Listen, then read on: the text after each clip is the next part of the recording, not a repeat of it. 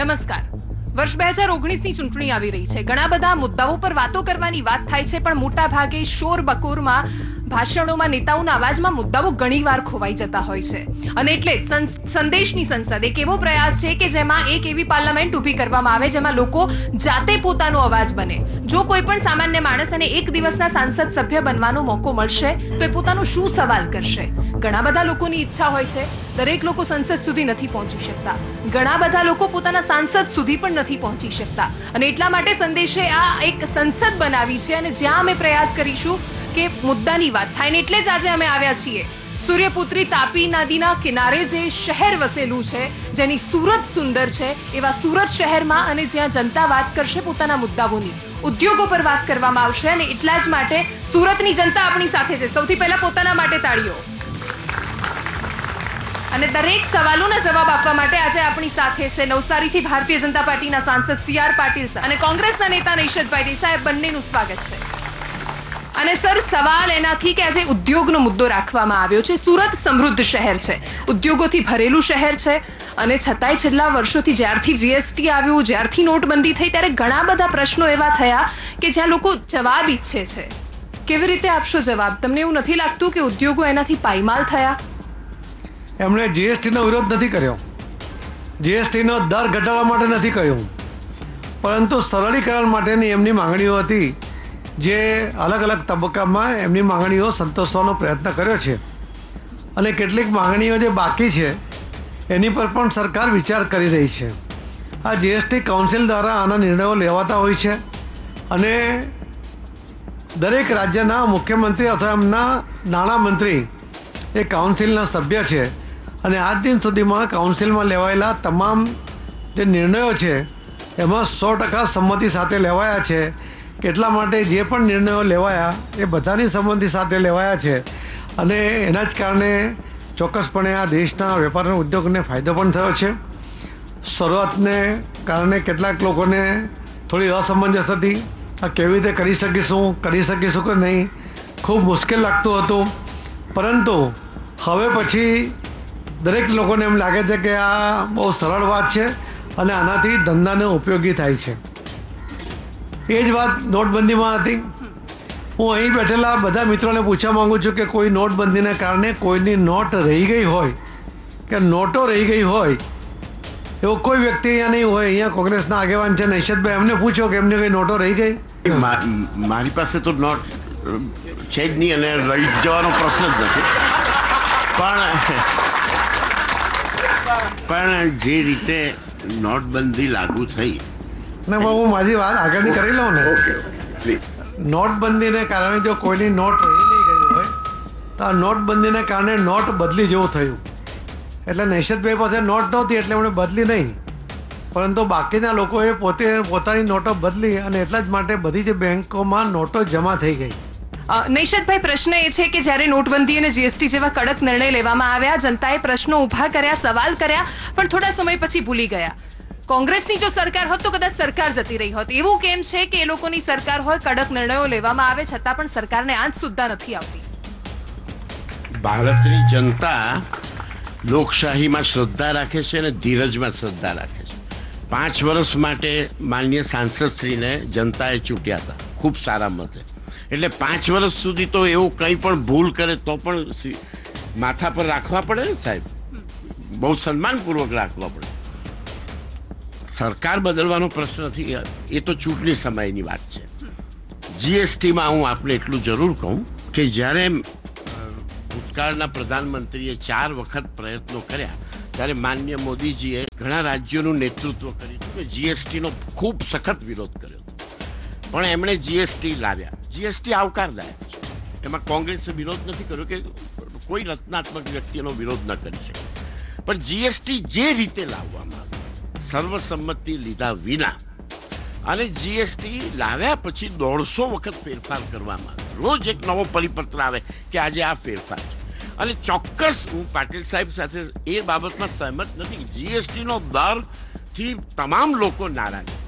અહીંયાથી કેટલાય નાના ઉદ્યોગના લોકો એવા છે, સરે જે વાત કરી, તમારા પ્રશ્નો શું છે? સૌથી પહેલા શરૂઆત તમારાથી. GSTના દરથી લઈને ઘણા બધા પ્રશ્નો છે. જો તમે એક દિવસના સાંસદ બનો તો તમારો શું સવાલ રહેશે? मैं प्लास्टिक उद्योग तरफ हूँ आऊँ छूँ। अमारू थोड़ी एवी रिक्वायरमेंट है कि भाई सूरतनी अंदर एक प्लास्टिक क्लस्टर पार्क बने, जेनाथी शुं थाय कि भाई जे प्लास्टिक लाइननी अंदर जे छूटा छवाया है एने ट्रांसपोर्टेशन थोड़ू माणसों, बीजू एक central institute plastic technology and engineering अपनी सेंट्रल गवर्नमेंटनी एक इंस्टिट्यूट है। ये इंस्टिट्यूट पण जो सूरत में स्थापाय तो एमां नाना माणसों बधा जे के स्टूडंट होय भणे भणी गणीने एज्युकेटेड थाय अने एने रोजगारी प्लास्टिक इंडस्ट्रीनी अंदर मळे, ए हेतुथी प्लास्टिक क्लस्टर पार्क बने अने प्लास्टिकनी अंदर आ सीपेट आवे तो बंने रोजगारी बी आवे, उद्योगकारोने बी सारूं पड़े। त्रीजું કે પ્લાસ્ટિકની અંદર જે સોલાર પેનલ આવે છે એ સોલાર પેનલની અંદર પણ જો સબસિડી મળે તો હું માનું છું કે ઘણાય પ્લાસ્ટિક ઉદ્યોગકારો સોલાર પેનલ ફેક્ટરીમાં લગાવશે અને એનાથી ઘણો ફાયદો થશે, સરકારને પણ થશે અને ઉદ્યોગકારોને પણ થશે। એટલે આવા ઘણા એ બીજું સુરતનો પ્લાસ્ટિક ઉદ્યોગ એક ટેક્સટાઇલ સાથે સંકળાયેલો છે, તો એ ટેક્સટાઇલની અંદર એવું હોય છે કે ભાઈ 5% GST હોય છે, જે પ્લાસ્ટિક ઇન્ડસ્ટ્રીની અંદર 18% GST હોય છે।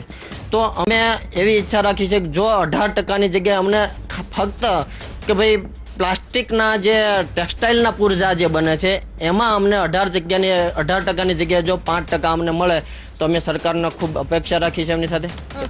પ્રશ્ન આ છે અને આ પ્રશ્ન કદાચ આજથી નહીં હોય, વર્ષોથી હશે, આજે તમારી સામે આવ્યો, એ લોકો અપેક્ષા રાખી શકે કે આ પ્રશ્નનું નિરાકરણ આવશે? એમનો પ્રશ્ન અને સજેશન બંને વસ્તુ છે। એમનું સજેશન ખૂબ જ આવકાર્ય છે અને હું ચોક્કસ એ દિશામાં પ્રયત્ન કરીશ। સુરત શહેરમાં ટેક્સટાઇલ અને ડાયમંડ એ બે દિનેશભાઈ બેઠા છે, એમને ખબર છે કે બે સૌથી મોટા ઉદ્યોગો છે, પરંતુ કદાચ ઘણા લોકોને ખબર નથી કે સુરતમાં આખા દેશમાં મેડિકલ ડિવાઇસ બનાવવામાં ગુજરાત મોખરે છે અને એમાં ગુજરાતમાં સૌથી મોખરે સુરત છે અને એમાં સૌથી વધારે સૌરાષ્ટ્રના લોકો છે। એ ક્વોલિટી પણ મેન્ટેન કરે છે અને લગભગ 50 દેશોમાં એની નિર્યાત કરે છે। અમે એમના માટે નવસારીમાં એક મેડિકલ ડિવાઇસ બનાવવા માટેનું પાર્કનું આયોજન કરી રહ્યા છે। મને લાગે છે કે એમનો જે પ્લાસ્ટિક માટેની પાર્ક માટેની જે એમની માગણી છે ખૂબ વ્યાજબી છે।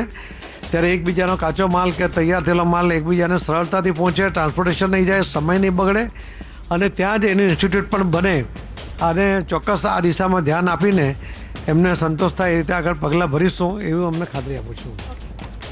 નૈશદભાઈ, પ્રશ્ન એ છે કે કોંગ્રેસ વર્ષોથી સરકારમાં નથી, એટલે લોકોની કદાચ એવી અપેક્ષાઓ ન હોય અમારી પાસેથી કે કોંગ્રેસ આ કરી આપે। લોકોની એક અપેક્ષા એ હોય છે કે કોંગ્રેસ અમારો અવાજ બને, કોંગ્રેસ એમાં પણ કેમ કાચી પડે છે? આપને એવું લાગ્યું કોંગ્રેસ કાચી પડે છે અવાજમાં? કોંગ્રેસ રચનાત્મક વિરોધ પક્ષમાં માને છે। કોંગ્રેસ હિંસા કે અપશબ્દોના વિરોધમાં નથી માનતી। મુખ્ય વાત સાહેબ એ છે કે આપે બરાબર કહ્યું કે 95થી ગુજરાતમાં શાસન ભારતીય જનતા પાર્ટીનું છે અને 5 વર્ષ મોદીજી પ્રધાનમંત્રી રહ્યા। આટલા વખતમાં કામ શું થયું? આટલા સમયમાં શું કામ થયું? આટલા સમયમાં સ્વાભાવિક છે કે કોંગ્રેસે કદાચ જો રજૂઆત ન કરી હોય, જેને મંદિર બનાવવું હોય અહીંયાથી જઈ શકે છે સાહેબ, જેને મંદિર બનાવવું છે, જેને શોર શરાબો કરવો છે, દરેક લોકોને આ સ્ટેજ છોડીને જવાનું આમંત્રણ છે, જઈ શકો છો તમે। આ ચર્ચા રચનાત્મક વાત માટે છે। જો પ્લાસ્ટિકનો પાર્ક બનશે તો અહીંયા બેસેલા કેટલાય લોકોને રોજગારી મળશે। એ કોંગ્રેસ બનાવે કે ભાજપ બનાવે એનાથી કોઈ વાત છે નહીં। કોંગ્રેસે પોતે અત્યારે તો ઘણી માઇનોરિટીમાં છે, તેમ છતાં કોંગ્રેસે રજૂઆતો વખત કરી જ છે, પણ 95થી ભાજપની સરકાર છે ગુજરાતમાં અને 5 વર્ષ મોદીજી પ્રધાનમંત્રી રહ્યા। હવે આ સંજોગોમાં 95થી આજ સુધી કયા એજન્ડા ઉપર ઉદ્યોગ માટે એમણે જે કોઈ કાર્યવાહી કરી હોય એનો અહેવાલ એમણે આપવાનો છે। મુખ્ય સવાલ તો એ છે, જ્યારે કોંગ્રેસે ગુજરાતમાં 15 વર્ષ 20 વર્ષથી વધારે શાસન નથી કર્યું, 20 વર્ષમાં કોંગ્રેસે ગુજરાતના ગામે ગામ, તાલુકે GIDCO બનાવી હતી। એવો એજન્ડા હતો કે કોંગ્રેસે ગામે ગામ કોઓપરેટિવ બનાવી હતી નાના ખેડૂતો માટે। તો ભાજપે એના એજન્ડા પ્રમાણે શું કર્યું આ લોકો માટે? નાના લોકો માટે, જે નાના ઉદ્યોગપતિઓ, નાના વેપારીઓ, સ્મોલ સ્કેલના અને સ્મોલ ફાર્મર્સ અને સ્મોલ વર્કર, સેલ્ફ એમ્પ્લોય. અને આ પ્રશ્ન એ છે, આપણી સાથે જે નાના ઉદ્યોગકારો, આપણે જેને કહીએ છીએ રત્ન કલાકારોમાંથી પણ ટીમ આપણી સાથે છે. અને શું પ્રશ્ન છે તમારો, અને જો તમે એક દિવસના સાંસદ બનો તો તમારો સવાલ શું રહેશે? મારો સવાલ કોઈ વ્યક્તિગત નથી, મારો સવાલ બંને પાર્ટીનો છે કે હીરા ઉદ્યોગની અંદર અત્યારે જે રત્ન કલાકારોની પરિસ્થિતિ છે, એ પરિસ્થિતિ આવનારા દિવસોમાં રહી તો મારા માનવા મુજબ રત્ન કલાકારોમાં કફોડી પરિસ્થિતિ છે અને આવનારા દિવસોમાં એ ઉદ્યોગને બહુ મોટો ફટકો પડેલ છે. અને જ્યારે 2008 ને 2009માં જ્યારે મોદી સાહેબ અહીંયા હતા, અમારા મુખ્યમંત્રી શ્રી, ત્યારે એને એક યોજનાની અમલ કરી હતી, રત્નદીપ કૌશલ્ય વર્ધક યોજના. આ રત્નદીપ કૌશલ્ય વર્ધક યોજનામાં 12 કરોડની જોગવાઈઓ હતી અને પ્રચાર તો 1200 કરોડના કર્યા હતા. હવે એક પણ રત્ન કલાકારને એવો લાભ આ યોજના હેઠળ નથી મળ્યો. એના અમારી પાસે શોર્ટ પુરાવા છે.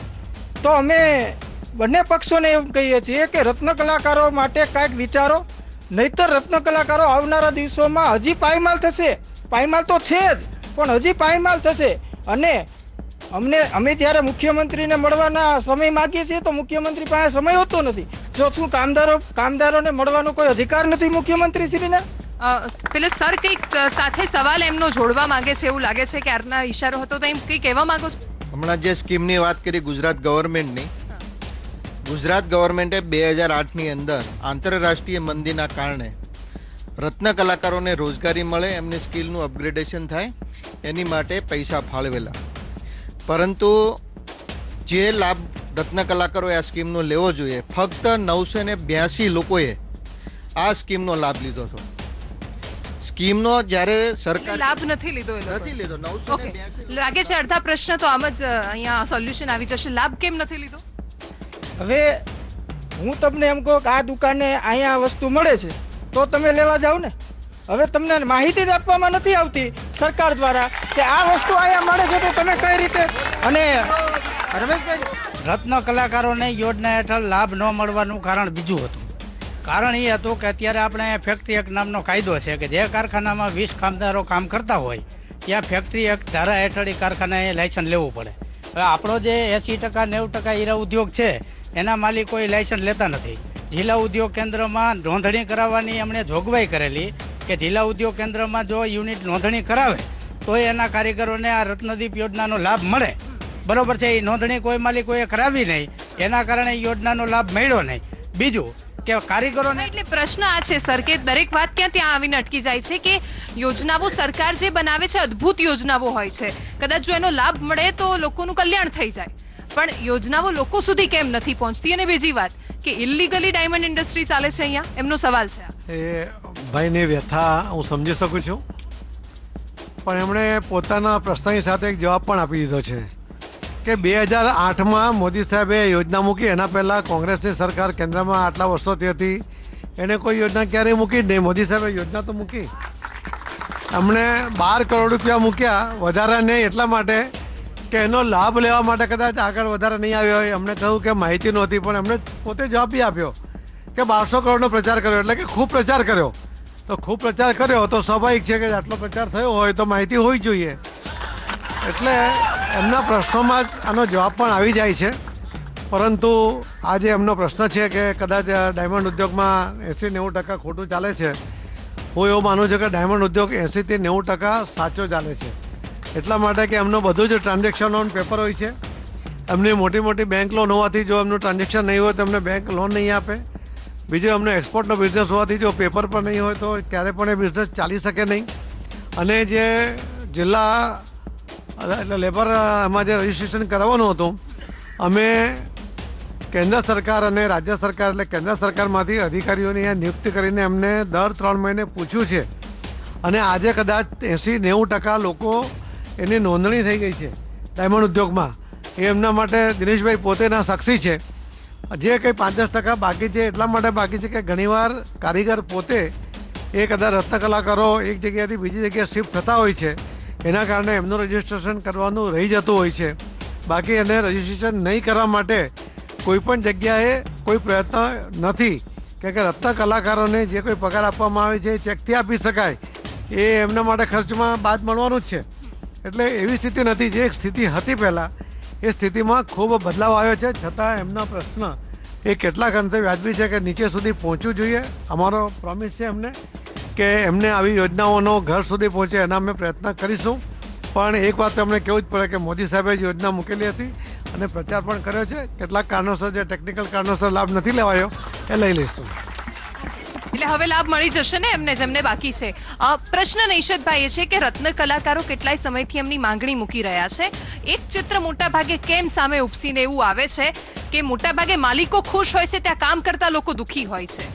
એ રત્ન કલાકાર છે, એમનો પ્રશ્ન છે. એમની ફેક્ટરી જ્યાં એ કામ કરે છે એ ફેક્ટરી એક્ટમાં એમની પાસે લાઇસન્સ છે એમની ફેક્ટરીનું કે ગુમાસ્તા ધારામાં છે? હું આપને કહું, દિનેશભાઈ સાહેબ આપને ફિગર આપશે, પાટીલ સાહેબ પણ વાત કરશે. સુરતમાં જેટલી રત્ન કલાકારોની ફેક્ટરી છે એ તમામ મ્યુનિસિપલ કોર્પોરેશનના ગુમાસ્તા ધારા એક્ટમાં રજિસ્ટર્ડ છે. પરંતુ ફેક્ટરી એક્ટમાં 1% ફેક્ટરી પણ ફેક્ટરી એક્ટમાં રજિસ્ટર્ડ નથી. આ ફેક્ટરી ઇન્સ્પેક્ટર ગુજરાતની પાસેથી આપ ઇન્ફોર્મેશન લઈ લો. હવે ફેક્ટરી એક્ટમાં રજિસ્ટર કરવાની જવાબદારી કામદારની નથી, એ જવાબદારી સરકારની અને માલિકની છે. જો એ થયું હોત તો એમને એ યોજનામાં આગળ કામગીરી કરવાનો એમને માટે મોકો મળ્યો હોત.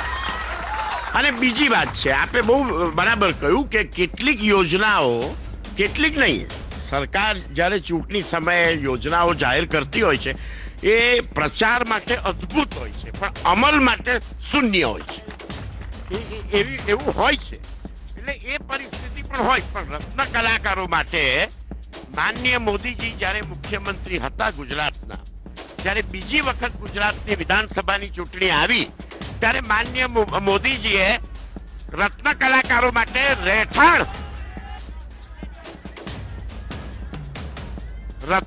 રત્ન કલાકારો માટે આવાસની વાત કરી હતી માનનીય મોદીજી મુખ્યમંત્રી હતા ત્યારે.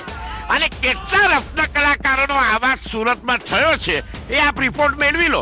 ઓછામાં ઓછા 8 થી 10 લાખ રત્ન કલાકારો સુરતમાં ફરજ બજાવે છે વર્ષોથી, આજે નહીં 30 વર્ષથી. એટલે આ પ્રશ્ન તો ત્યાં આવીને અટકી ગયો ને. એમણે જે એક સવાલ કર્યો, વિમાન જોવામાં બધા વ્યસ્ત હતા એટલે કોઈએ સાંભળ્યું નહીં. પ્રશ્ન એ હતો કે રત્ન કલાકારોના આવાસની વાત કરી હતી, આવાસ ક્યાં છે? એમને જે વાત હતી ને કે ફેક્ટરી એક્ટમાં રજિસ્ટ્રેશન નહીં થયું, હું એ વાત સાથે એટલા માટે સંમત નથી કે આ લાભ લેવા માટે ફેક્ટરી એક્ટમાં રજિસ્ટ્રેશન એ ફેક્ટરીએ કરાવવાનું છે. આ લાભ લેવા માટે એવી કોઈ કન્ડિશન નથી કે ફેક્ટરી એક્ટમાં એનું રજિસ્ટ્રેશન હોય તો જે રત્ન કલાકારને લાભ મળે. એટલે આ તો ગેરમાર્ગદોરોની વાત છે. તમે મળજો, ચોક્કસ તમને એનો ફાયદો મળશે. જે તમે કહો ને કે પ્લેન જોઈને બધા એમાં ગરકાવ થઈ ગયા, પ્લેન જોઈને બધાને ખુશીનું વાતાવરણ છે. પહેલાં કોંગ્રેસના સમયમાં ટ્રેનમાં જતા નૈશદભાઈ બી અમારી સાથે ઘણીવાર આવ્યા છે અને ક્યારે પહોંચશે તેનું નક્કી નહીં, ક્યારે આવશે, કેવી અગવડ. હવે આજે હવે અમે દર વખતે એમને પ્લેનમાં મારી સાથે જોયા છે. એ મોદી સાહેબના કારણે થયું છે, મોદી સરકારમાં થયું છે, એટલા માટે બધા ખુશ હતા. ફરી પાછા પક્ષોમાં વહેંચાઈ જઈએ એના કરતા પોતાના મુદ્દાની વાત કરીએ. વિમાન આવ્યું છે, સરકાર લાવી છે ને સારું જ કર્યું છે, દરેક લોકો સાથે છે, એમાં કેમ પક્ષમાં વહેંચાવ છો? સુરતની અંદર પહેલાં 1 કે 2 ફ્લાઇટ આવતી હતી, આજે સાહેબના પ્રયાસથી આજે 60 ફ્લાઇટ આવે છે. એટલે સાહેબને એક રજૂઆત પણ મારી છે કે આ સાહેબ ફ્લાઇટ તો લઈ આવ્યા પણ અહીંયા કાર્ગોની સેવા પણ જો સુરતની અંદર ચાલી જાય તો સુરતના ઉદ્યોગોને 4 ચાંદ લાગી જાય. બીજી વસ્તુ કે આપણે જે વાત કરી કે અહીંયા સામેવાળા વિપક્ષની અવાજ બહાર નથી આવતો. આ નૈશદભાઈ સામે છે. 2014ની અંદર પરિસ્થિતિ એવી હતી કે જ્યારે એમને ટિકિટ મળી ત્યારે આપણે પર્સનલ કેમ જઈ રહ્યા છીએ, પછી પર્સનલ ઘણા બધા સવાલો આવશે, આ રીતની થોડી ચર્ચા થઈ શકે. યસ, હું અહીંયાના સાંસદ ચંદ્રકાંત રઘુનાથ પાટીલ સાહેબને એક પ્રશ્ન કરીશ કે 2014 પછી ગુજરાત સહિત સુરત સહિત ગુજરાતમાં આખા ભારત દેશમાં આપણે ઔદ્યોગિક દ્રષ્ટિએ કેમ પછાત રહ્યા છે? ટોપ 5માં પણ નથી. એ આપણી સરકારનો આંકડો બોલે છે. સાહેબ, સુરતની વાત કરીએ તો હમણાં જ એક સર્વે રિપોર્ટની અંદર ઓક્સફર્ડના રિપોર્ટમાં જ આવ્યું છે કે આખા વિશ્વમાં જે 10 શહેરો ઝડપથી પ્રગતિ કરે છે એમાં એક સુરત છે અને પહેલા નંબરે છે. બીજું કે મનમોહનસિંહજી વખતે અર્થતંત્રની દ્રષ્ટિએ આપણો દેશ 11મા નંબરે આવ્યો ત્યારે કોંગ્રેસ મનમોહનસિંહજીને પોતાની પીઠ થાબડતી હતી કે અમે 11મા નંબરે છીએ. આજે મોદી સાહેબના સમયમાં આપણે 6ઠ્ઠા નંબરે આવ્યા છે અને આવતા વર્ષે આપણે 5મા નંબરે આવી જઈશું. આ વિકાસ છે, તમને નહીં સમજાય, કોંગ્રેસ ક્યારે નહીં સમજાય. હવે પ્રશ્ન નૈશદભાઈ એ છે કે કોઈ પણ વાત હોય, પક્ષ વિપક્ષ છોડી દઈએ, પણ જ્યારે જનતાનું કંઈક સારું થાય છે તો એને અપ્રિશિએટ પણ કરવું જોઈએ ને. વિમાન જોઈને જો જનતા ખુશ થાય છે તો મતલબ વિમાન વર્ષો પછી અહીંયા આવ્યું છે ઇન્ટરનેશનલ એરપોર્ટમાં. ઘણા બધા પ્રશ્નો છે, એને પણ એપ્રિશિએટ કરવું જોઈએ. એપ્રિશિએટ માનનીય સાંસદશ્રીએ 10 વર્ષ મહેનત કરી અને અત્યારે એમને દેખાય છે 60 તો હું સંમત નથી, પણ ચોક્કસ દિવસની 26-28 ફ્લાઇટો અત્યારે રનિંગમાં છે.